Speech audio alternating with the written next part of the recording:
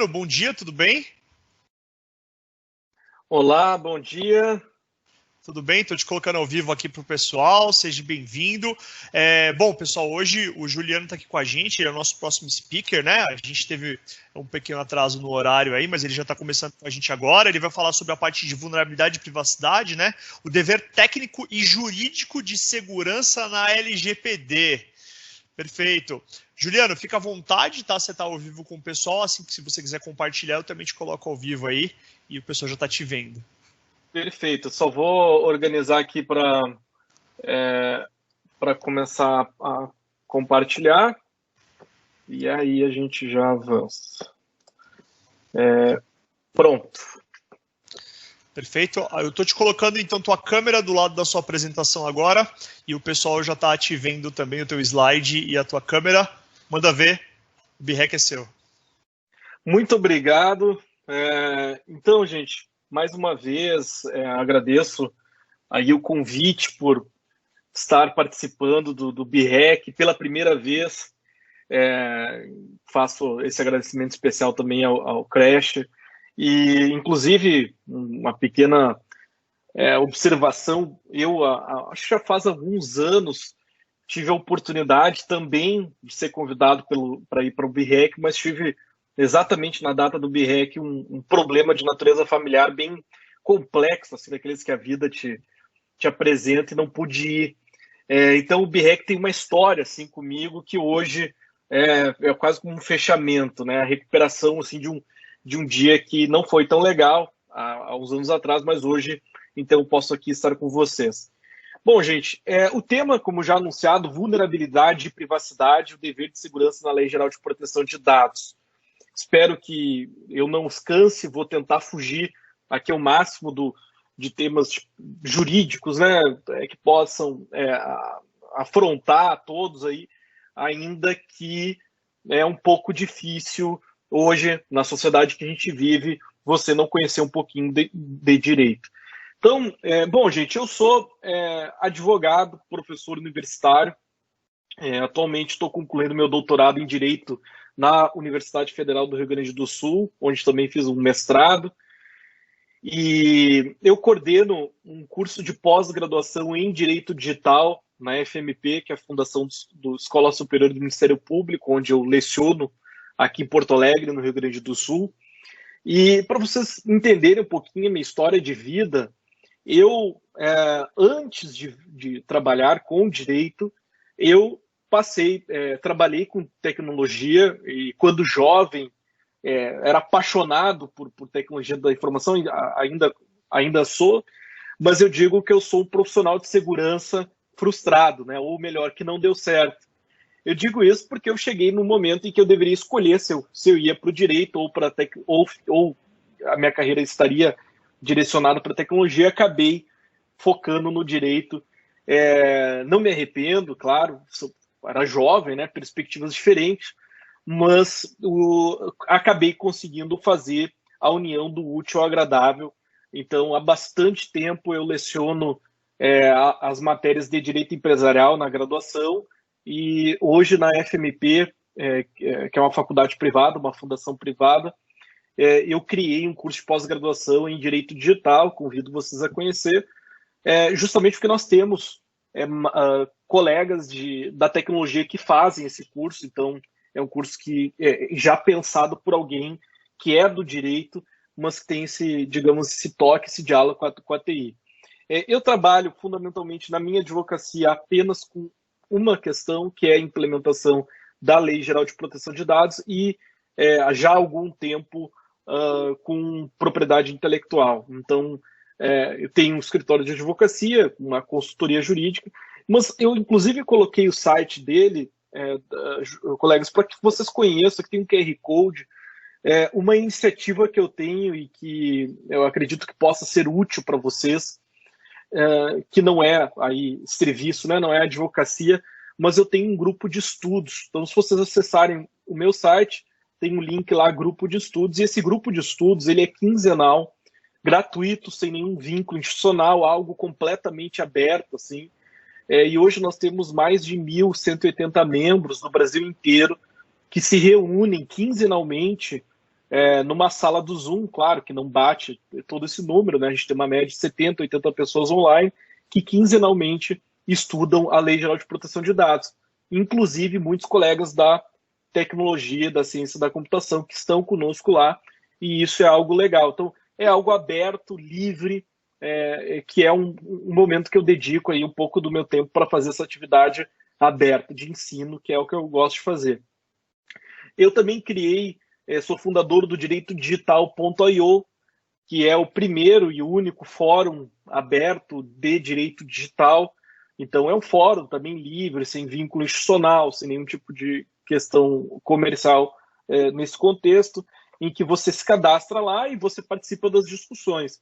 A ideia do fórum, gente, é muito desse meu vínculo com a tecnologia, acostumado com fórum, acostumado com discussões mais sedimentadas em plataformas, né? O direito não tem isso, então você não encontra fóruns de direito como a gente encontra fóruns da tecnologia. Então eu upei lá um discurso e criei esse direitodigital.io para essa finalidade. Então, a ideia é que lá você vai encontrar conteúdo sobre LGPD, sobre segurança, claro, tudo jurídico, tá, gente? Mas conteúdo de fácil acesso para absolutamente todos. E eu também participo do Brasil.io. Não sei se vocês conhecem, o Brasil.io é um projeto que foi criado pelo Turicas, que é um grande amigo, é um cientista de dados, e o Brasil.io, ele reúne datasets, a gente trabalha com, a gente liberta dados que estão presos, né, que são dados públicos. Então, no Brasil.io tem inúmeros datasets para pesquisa, para ciências de dados, e atualmente o Brasil.io foi a primeira plataforma livre que, inclusive antes daquele grupo de jornalistas, né, do convênio entre órgãos de imprensa, nós diariamente liberamos o boletim da Covid com mais de 40 voluntários do Brasil inteiro que participam lendo e estruturando esses dados e organizando os datasets que podem ser acessados, inclusive, por API, para estudo, pesquisa e etc.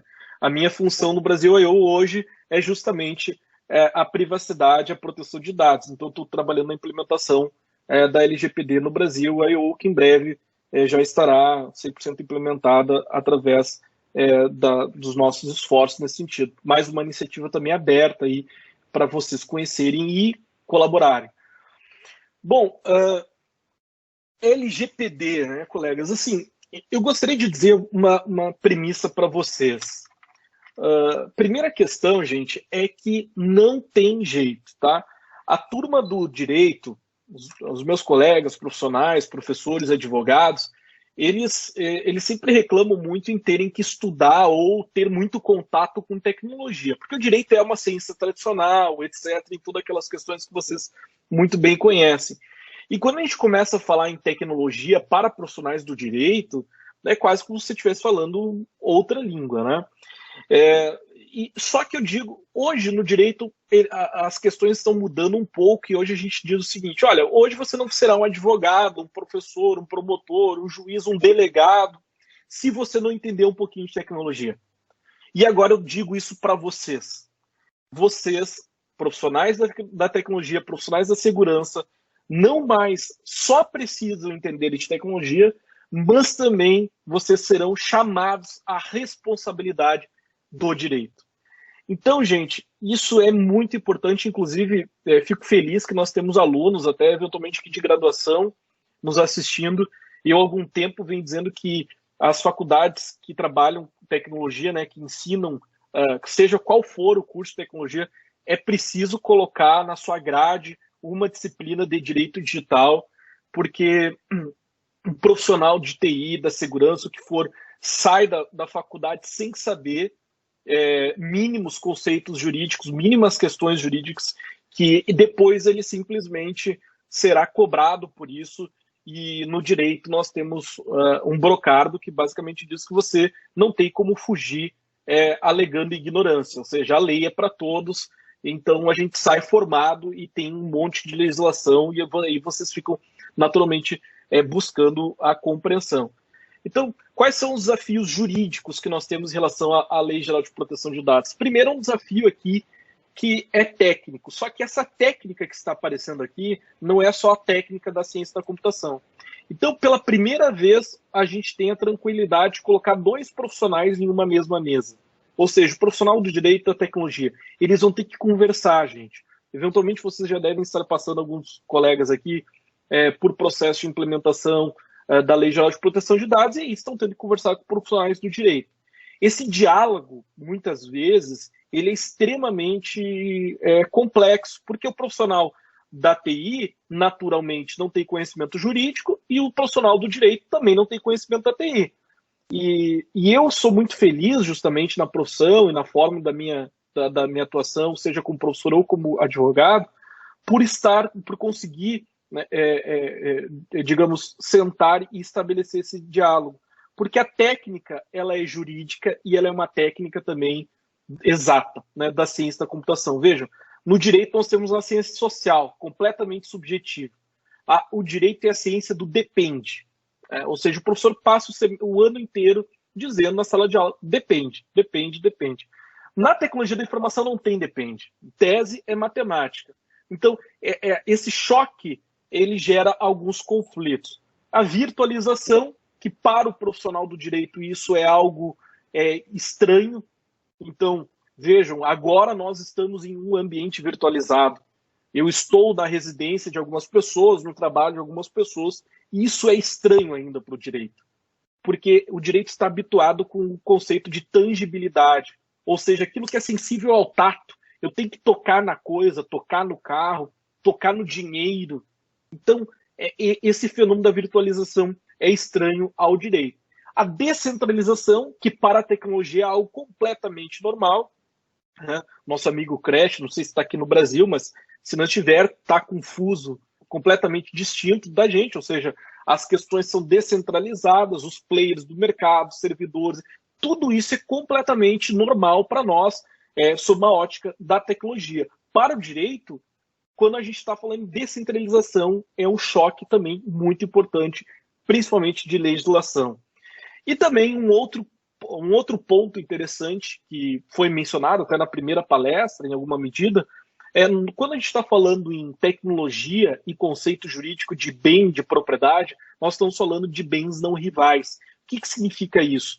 Significa que se eu consumir um software, se eu usar um software, eu não afasto a possibilidade de outra pessoa usar o software, porque os bens não rivalizam. Diferente, por exemplo, de eu comprar um apartamento. Se eu comprar o apartamento do Crash, só eu vou poder entrar naquele apartamento e quem eu quiser, porque é um bem rival, certo? Bom, e o conceito de identificação? Bom, para a tecnologia da informação, nós temos com vários conceitos, várias formas de entender o que é identificação. Para o direito, nós vamos entender isso de uma forma distinta. Por exemplo, eu vou dar um caso aqui para já ilustrar vocês. Um cidadão europeu, supostamente, né, vou colocar aqui aspas, não sei se aconteceu, foi tentar ou foi trair a sua esposa. Né? O que ele fez? Ele foi para um motel com a sua suposta amante e aí traiu sua esposa. O que ocorre, gente? Para o azar dele, naquele momento, o Google estava passando, né, o Google Street View estava passando na rua do motel para fazer as fotos lá e a localização geográfica. E acabou por fotografar o veículo do sujeito. Só que não fotografou a placa. Entretanto, o carro é um carro popular, só que tinha um modelo de roda do veículo especial, que aquele cara tinha comprado aquele modelo de roda. Ele tinha gasto o dinheiro que ele gostava de carro e colocou o modelo de roda. O sujeito buscou o Google dizendo o seguinte: vocês acabaram de invadir a minha privacidade porque vocês colocaram na foto um dado pessoal meu. Afinal de contas, a minha mulher me descobriu a traição, porque ele identificou que eu, vamos supor, Juliano, estava dentro daquele carro por causa daquela roda. Aquela roda, naquele contexto, é um dado pessoal meu. E aí? Estranho, né? Então, observem que o conceito de identificação para o direito, e principalmente na Lei Geral de Proteção de Dados, desculpem a expressão aqui, gente, mas é um conceito sem vergonha, porque ele não é literal. Ele não é literal, ele é completamente subjetivo. Ainda em desafio jurídico, quando a gente está falando da implementação da Lei Geral de Proteção de Dados, eu trago aqui uma notícia, gente, que é que é um pouco, se não me engano, é de 2018 essa notícia, tá? Mas olhem só a manchete. O Brasil editou 5,4 milhões de leis. Tá? E aí eu acompanhando as palestras do Bruno, etc. Olha quanto conteúdo vocês têm para estudar. Qual é a condição de você entender minimamente o cenário jurídico aplicável à Lei Geral de Proteção de Dados, aplicável à profissão de vocês? Então, quando a gente fala em proteção de dados, isso é um dos grandes erros, tá, de alguns colegas do direito, que olham apenas para a Lei Geral de Proteção de Dados. Você nunca vai conseguir implementar a Lei Geral de Proteção de Dados olhando apenas para ela, porque o direito brasileiro é muito complexo. E isso é difícil explicar para o americano. Isso é difícil explicar para o europeu quando vê o Brasil. Que se ele estiver em compliance com a LGPD, não significa que ele estará 100% seguro, porque ele precisará, a julgar do negócio dele, estar em compliance com outras normas. Então, eu destaco aqui para vocês. LPI, Lei de Propriedade Industrial, CDC, Código de Defesa do Consumidor, Lei de Acesso à Informação, Código Civil Brasileiro, Lei de Direito de Autor, Código de Trânsito Nacional, CLT, Consolidação das Leis Trabalhistas, Código Penal, Marco Civil da Internet, Lei de Software. Poxa, eventualmente eu vou precisar saber tudo, né, para implementar a Lei Geral de Proteção de Dados? Eventualmente, sim. Porque o direito não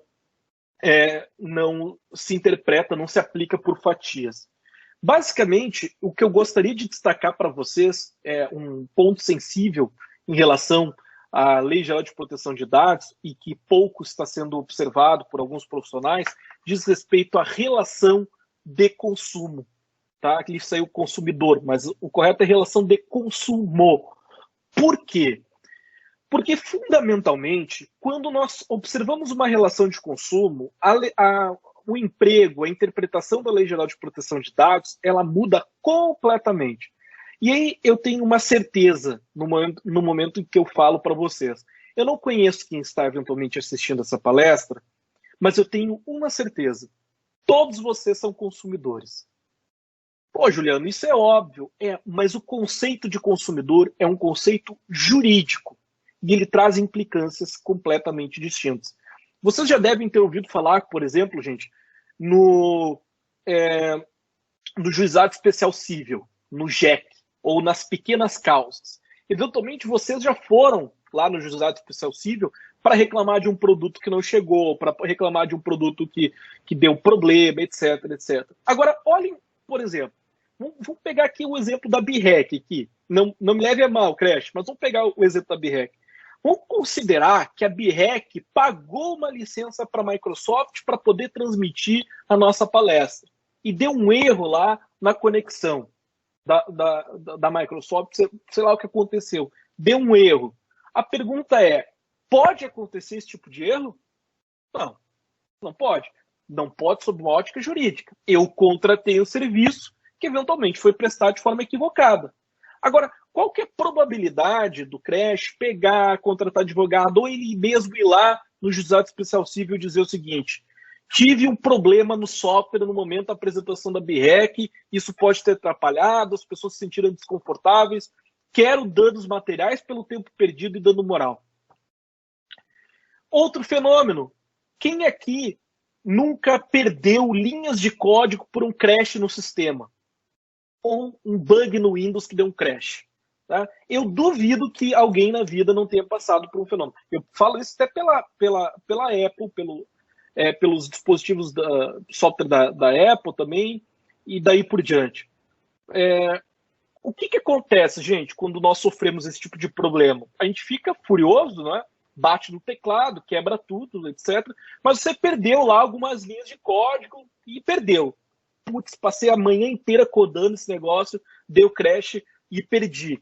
O que você faz? Reinicia o sistema e volta. Mas você acabou de ter uma oportunidade de buscar o judiciário para ter uma indenização. Vejam que, só um cuidado aqui, gente, eu não estou aqui dizendo para vocês saírem correndo buscando indenização, tá? Muito pelo contrário, eu não trabalho com processo judicial. Eu não trabalho com perícias, por exemplo, essas questões todas. Eu trabalho apenas com consultivo. Vejam, entretanto, o que eu quero trazer, gente, é que nós estamos habituados a ir para o judiciário para reclamar sobre o produto que atrasou, sobre a passagem aérea que deu problema, o extravio da bagagem, etc, etc. Mas nós não vamos para o judiciário por causa de software. Muito pouco. Isso acabou, gente. A TI será chamada à responsabilidade, principalmente em questões que nós temos consumo. E aí, nesse contexto de consumo, vem o primeiro ponto da palestra, vulnerabilidade. Vejam, gente, colocar vulnerabilidade aqui, chamar um advogado, um professor de direito, para falar, pode gerar tela azul em vocês. O que o Juliano vai falar de vulnerabilidade? Aí que está. A vulnerabilidade é um conceito também jurídico. E vulnerabilidade é uma condição do consumidor.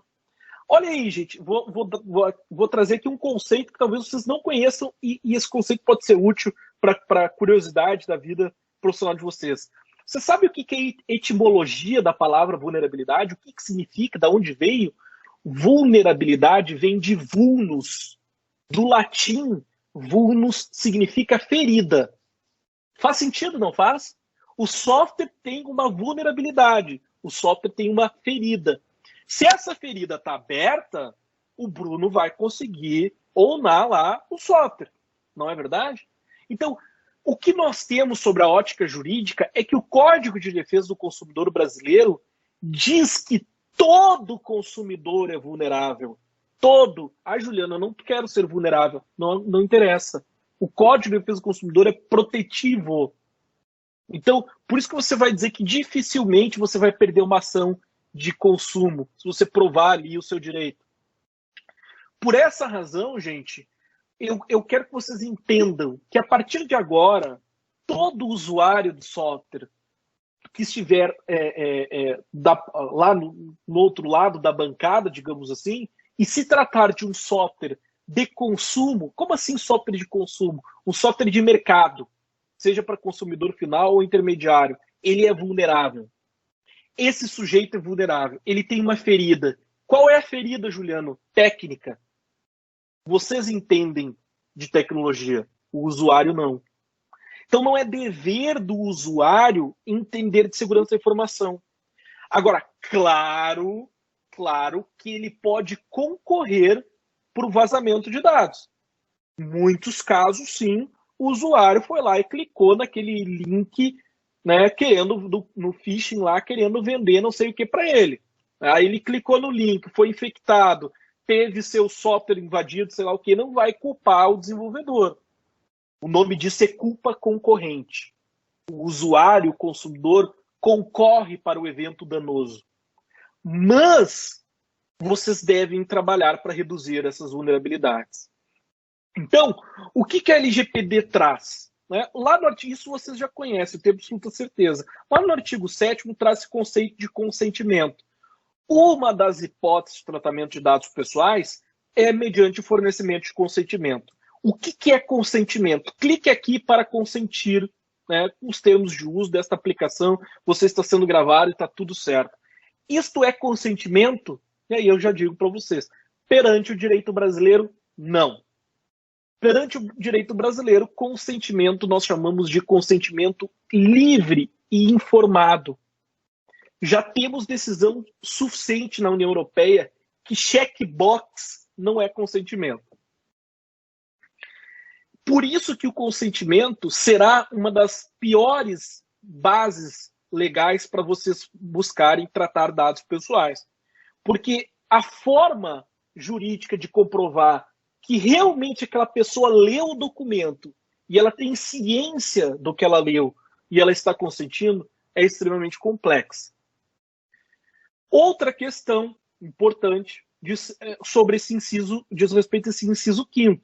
Quando necessário para executar um contrato. Aqui eu tenho um movimento interessante. Vejam, eu adquiri ingresso, ainda que gratuito, Olha que interessante. Não paguei para estar na BREC.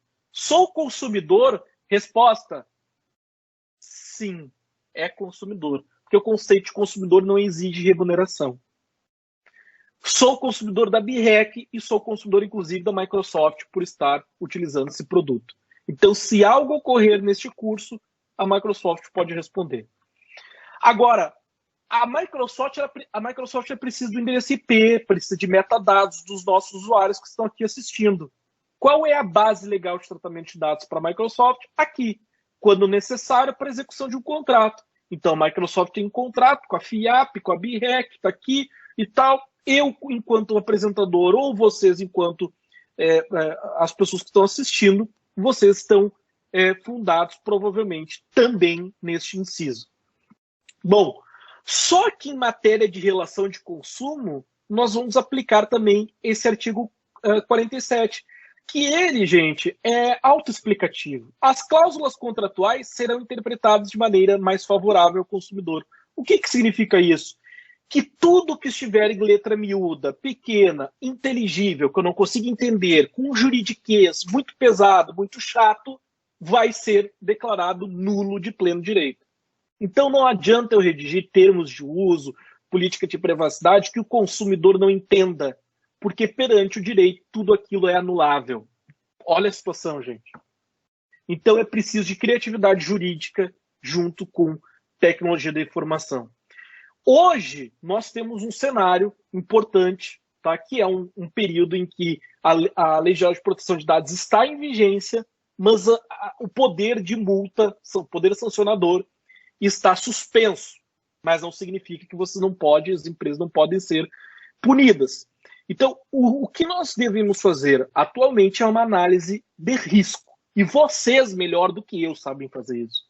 Ou seja, diante de toda a infra que eu tenho, de todas as situações que eu tenho, como que eu vou identificar as situações de vulnerabilidade, ou de maior vulnerabilidade, de maior risco, e ali eu vou ter um emprego de segurança da informação de uma forma diferente. E para isso, eu vou precisar identificar a relação jurídica existente. Juliana, o que é relação jurídica? Eu já disse para vocês. Vejam, vocês são consumidores da Microsoft neste exato momento, mesmo sem ter dado R$1 para a Microsoft. Logo, a relação jurídica de vocês, e inclusive a minha com a Microsoft, é de consumo. Se é de consumo, eu vou ter que olhar para a LGPD e para o Código de Defesa do Consumidor junto. Juliana, dá outro exemplo. Se eventualmente tiver um menor, uma criança ou um adolescente assistindo essa palestra, nós temos ainda o Estatuto da Criança e Adolescente para empregar, deixar em compliance junto com a Lei Geral de Proteção de Dados. Nada a ver, que estranho falar de ECA e LGPD. Gente, quem tem filho aqui sabe, é só você entregar um tablet para uma criança que ela faz o que ela quiser. Como que eu trato a privacidade da criança ou adolescente? Então, toda a parte técnica e jurídica deve identificar essa relação jurídica e esta vulnerabilidade. Para algumas pessoas, como criança, adolescente, idoso e pessoas que têm algum problema de saúde, nós temos uma vulnerabilidade agravada, ou seja, os esforços devem ser maior. Então, basicamente, quando eu falo diálogo das fontes, várias fontes jurídicas devem conversar entre si.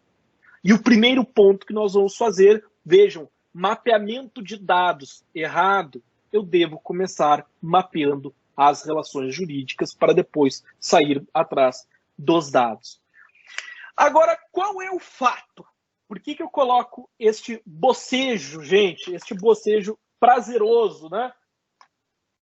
O fato da vida. Vazamento de senha do Ministério da Saúde expõe dados de 16 milhões de pacientes Covid.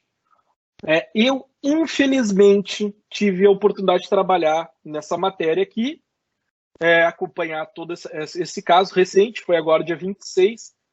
Depois dei uma olhada no Estadão lá, gente. O que aconteceu? O profissional do Einstein, o Einstein tem um convênio com o Ministério da Saúde, justamente para ter acesso ao dataset de todas as pessoas que trataram, que fizeram teste para Covid no Brasil. Todas, com dados sensíveis. Nome, sobrenome, CPF, estado civil, endereço, histórico de saúde, se tem câncer, HIV, etc. Todos os dados. Está ali o print do dataset nessa matéria do Estadão. Claro, né, borrado nas partes importantes. Agora, olha que interessante. Aí, vem, gente, o Bruno, o Crash, todos os palestrantes aqui, colegas, vão dar ensinamentos maravilhosos de técnicas modernas, de você buscar vulnerabilidade, etc. e tal. Poxa, você tem que estar lá em linguagem de baixo, estudar um pouquinho de assembly. E o que o cara do Einstein fez, gente, com todo respeito ao profissional? Ele simplesmente upou um Excel com login e senha para o GitHub. Público. Este foi o vazamento. E aí a época chegou até nós essa demanda aí.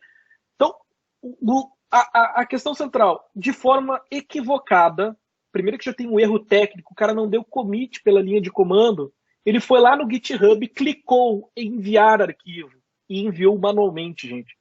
Tá? E aí ele foi enviar, sei lá, nem lembro qual era o código que ele estava enviando ali, de um curso que ele estava fazendo, sem querer, deixou vazar login e senha do sistema do Ministério da Saúde, que dava acesso a todo o dataset em JSON de todos vocês que aqui eu testei para Covid, eventualmente mais alguém testou da Covid. Parabéns, tivemos nossos dados expostos pelo Einstein, por erro humano. Então vejam, vocês estudam temas complexos de vazamento, o cara faz 300 certificações, faz de tudo, gasta com software, com infra, e o técnico upa o dado, essa tabela com login senha. Eu falei, gente, que isso ia virar conteúdo das minhas aulas, porque é caso de sala de aula, gente. Isso é sala de aula. Outra situação, vazamento de dados da Enel atinge 300 mil clientes em São Paulo.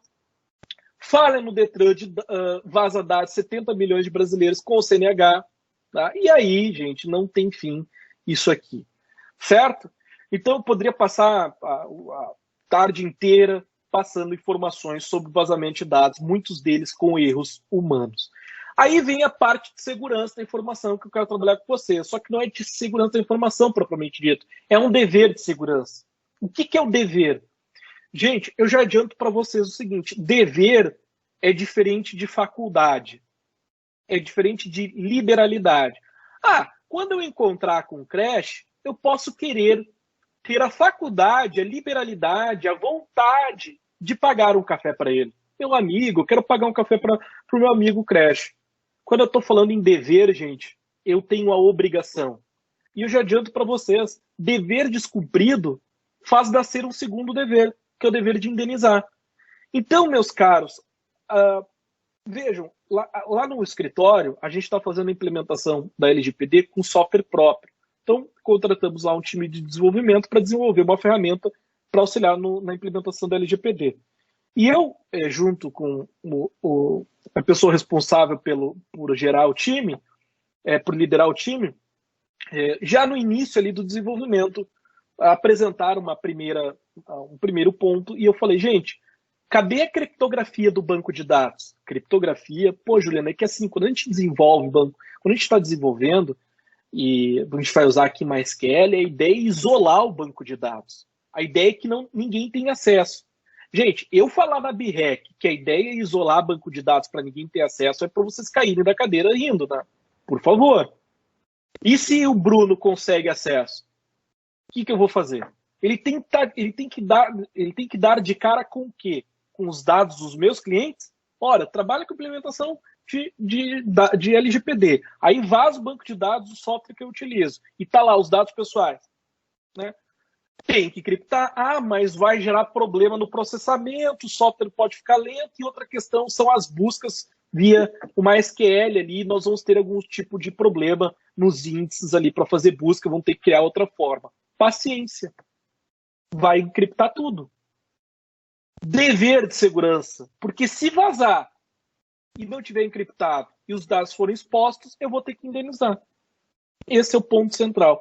Agora, quem de vocês, eventualmente, no momento de desenvolver uma aplicação ou de pôr algo no ar, já pensa no que nós chamamos de privacy by design? O brasileiro, gente, e aqui não é o profissional de TI, nós brasileiros somos o povo que publica no Instagram aquilo que come, aquilo que veste, os lugares que frequenta. Qual que é a dificuldade de você fazer um hackeamento de um brasileiro específico? Se muitas vezes os dados, todas as informações são fornecidas de bandeja, né? Então, assim, é difícil você incutir para o gestor brasileiro e para o próprio cidadão este dever de segurança, esta cooperação de segurança. O que a LGPD vai nos dizer, gente?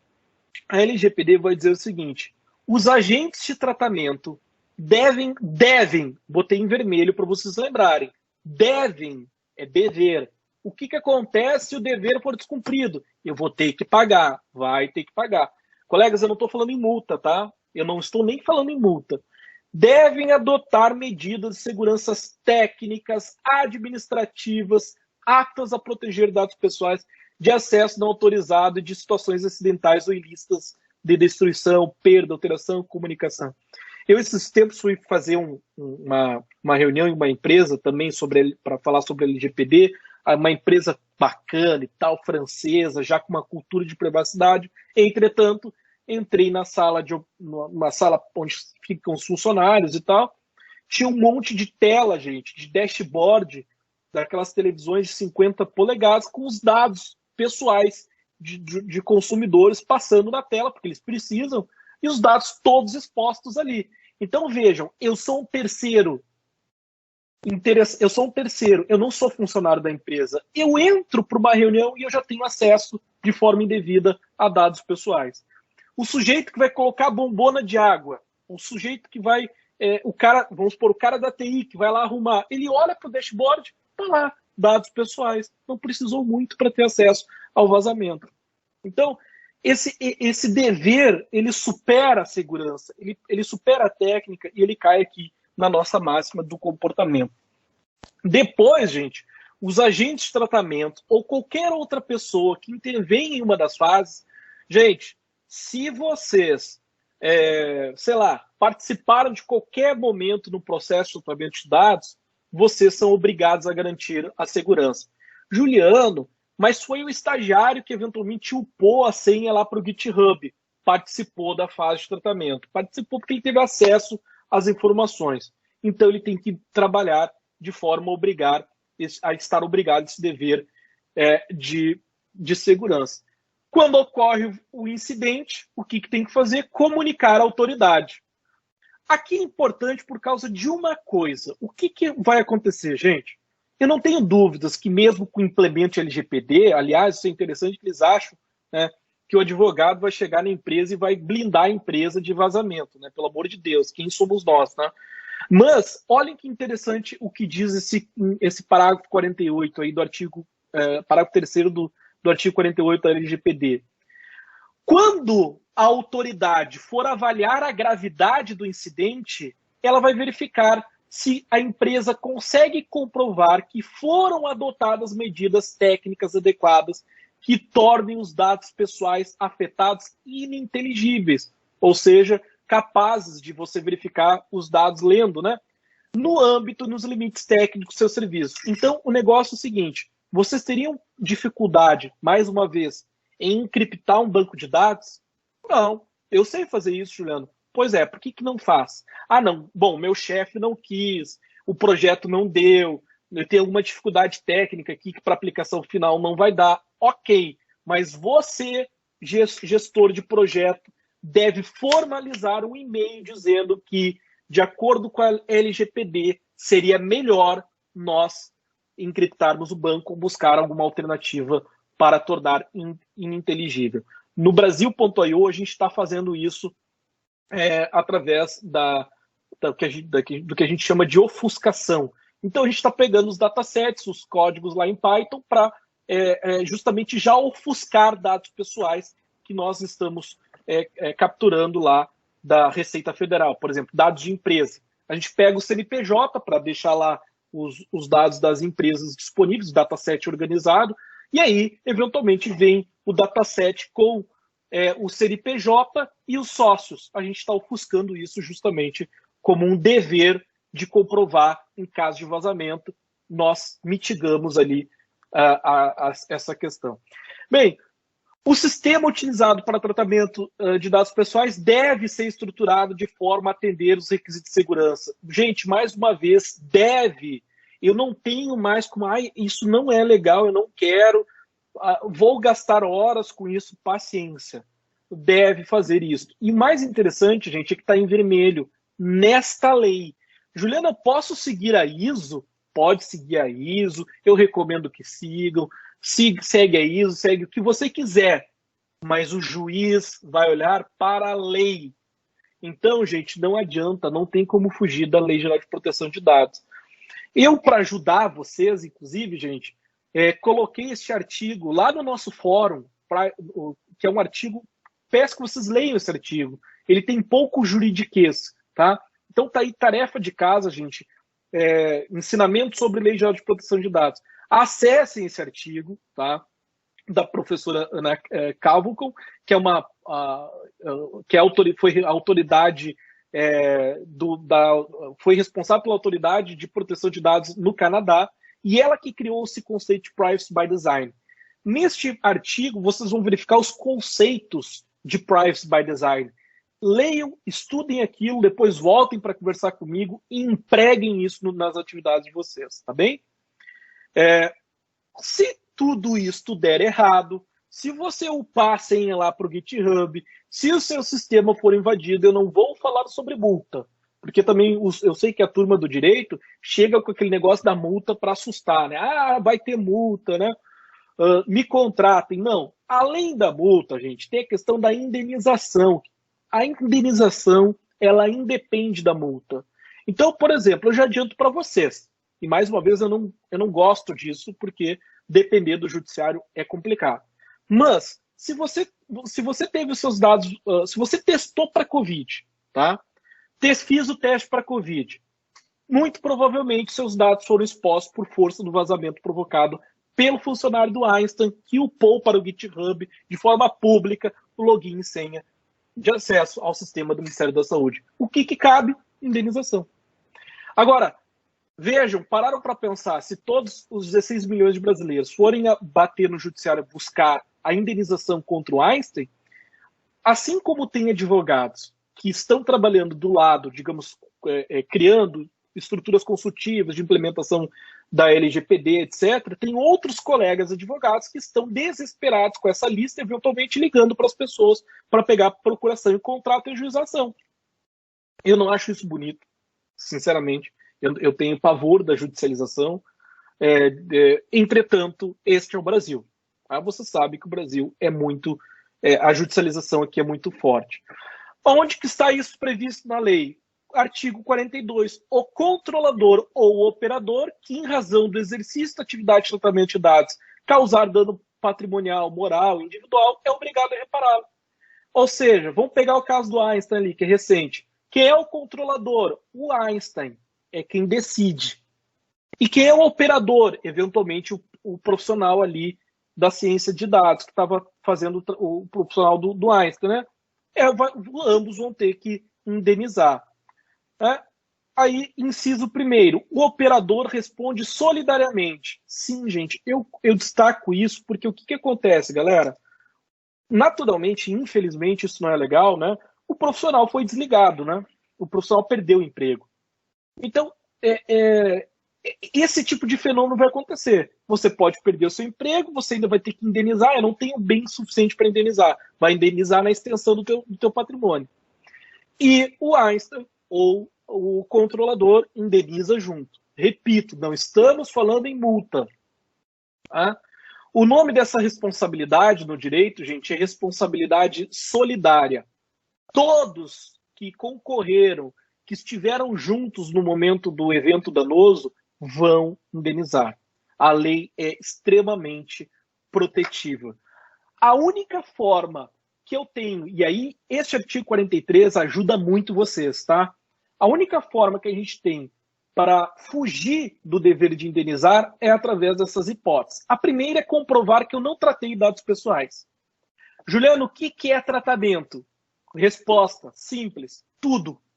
Leu o dado, tratou. Viu a senha e acessou, tratou.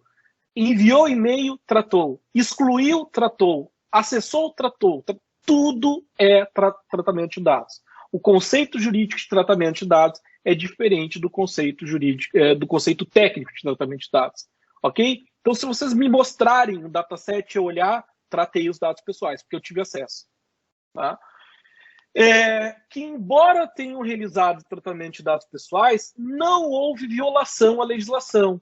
Opa, aqui eu posso ter uma ajuda para vocês. Ou seja, o Crash, ele fez tudo certo, ele seguiu a lei, tá? Não houve violação à norma. Aqui está uma saída, mas é uma saída um pouco fraquinha ainda para ele.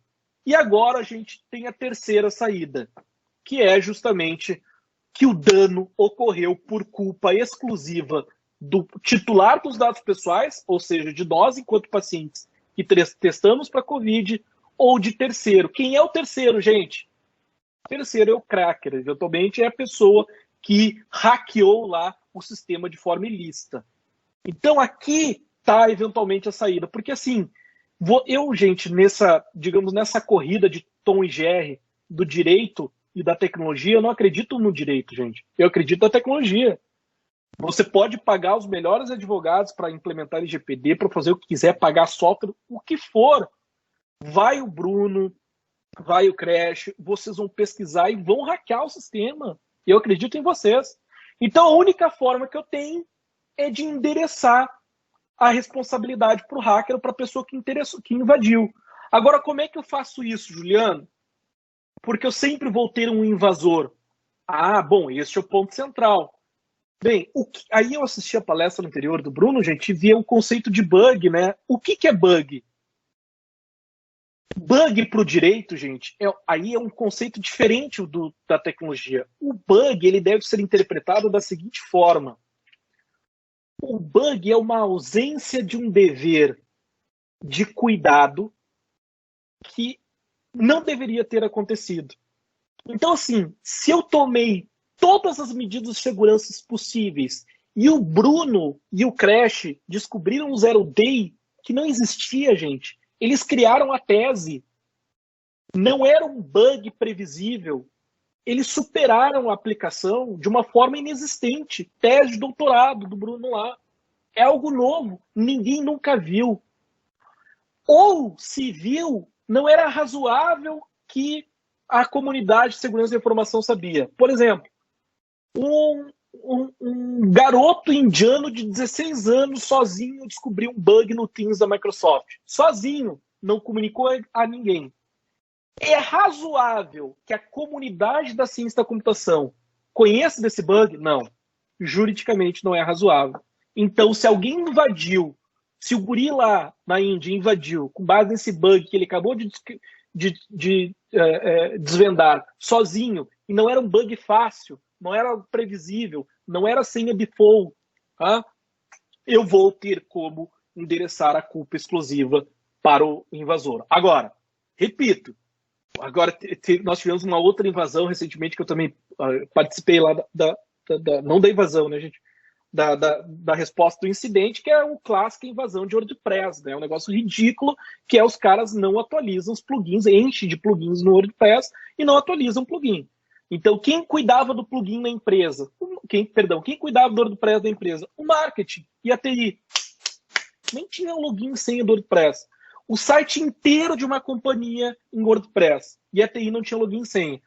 O cara do marketing ali fica postando notícia. Lá pelas tantas, não atualizou um plugin, vem um script kid ali com um scriptzinho já conhecido no GitHub, explorou a falha, defacement em toda a plataforma. Então, isso é vergonhoso, com toda sinceridade, né? E esse tipo de questão, o direito não vai socorrer, não vai ter escusa. Gente, eu quis até não usar todo o tempo propositalmente para não avançar e muito nos horários, né? Mas assim, a palestra, a minha fala, objetivou tratar de duas questões centrais. O conceito de vulnerabilidade e o conceito de segurança, mas para o direito e não para a tecnologia. Vulnerabilidade é ferida. Vocês vão ter que sempre pensar que o usuário ele tem uma ferida que está aberta. Tá? Juliano, o problema é dele. Não. Infelizmente, nesta relação há um descompasso e o direito prevê esse descompasso. Quem domina a técnica são vocês, não o usuário. Logo, privacy by design. Toda estrutura de aplicação deve ser criada com observância na privacidade, sob pena do direito imputar a vocês um novo dever, que é o dever de indenizar. E, infelizmente, como está acontecendo, está aparecendo quem comete os ilícitos, com nome, inclusive, o cara está perdendo emprego, a carreira fica aniquilada, tá?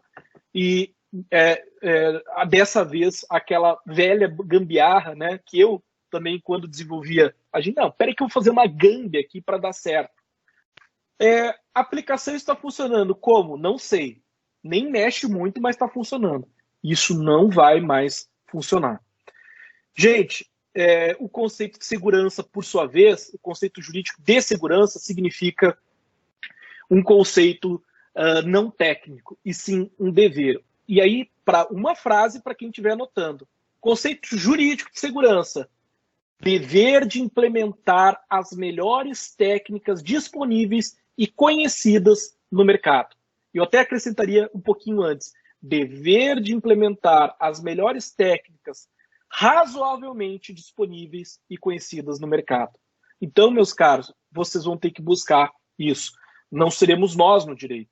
Mas o meu dever aqui hoje, né, minha obrigação, era justamente desvendar o que é vulnerabilidade e o que é dever na Lei Geral de Proteção de Dados. Aqui está meu WhatsApp, gente. Quem quiser mandar um oi ali para saber mais informação sobre, eu posso mandar essa palestra rapidinho para vocês. Quiser conhecer o grupo de estudos aí, vai ser um enorme prazer a gente estar dividindo um pouco do nosso tempo junto. Obrigado. Juliano, gostaria de te agradecer. Muito obrigado. Palestra top. Eu acho que a LGPD hoje, né, a Lei Geral de Proteção de Dados, ela tem muitos paradigmas ainda a serem quebrados, né, e também muitas questões de interpretação, principalmente de hermenêutica, né, para a gente poder entender realmente e como a gente pode implementar, visto que também a gente leva características de segurança da informação, como o ISO 27000, 27002, como primórdios. Então, acho que é muito válido toda essa sua apresentação. Então, parabéns, e eu agradeço em nome da BREC, em nome de todos aí, a tua participação conosco hoje. E, com isso, eu gostaria de estar abrindo aí o nosso horário de almoço agora para todos os demais. Muito obrigado, nós não temos nenhuma pergunta nesse momento. Então, pessoal, até para a gente não passar um pouquinho mais do horário, né, agradecendo ao Juliano novamente, nós voltamos aí às 13h.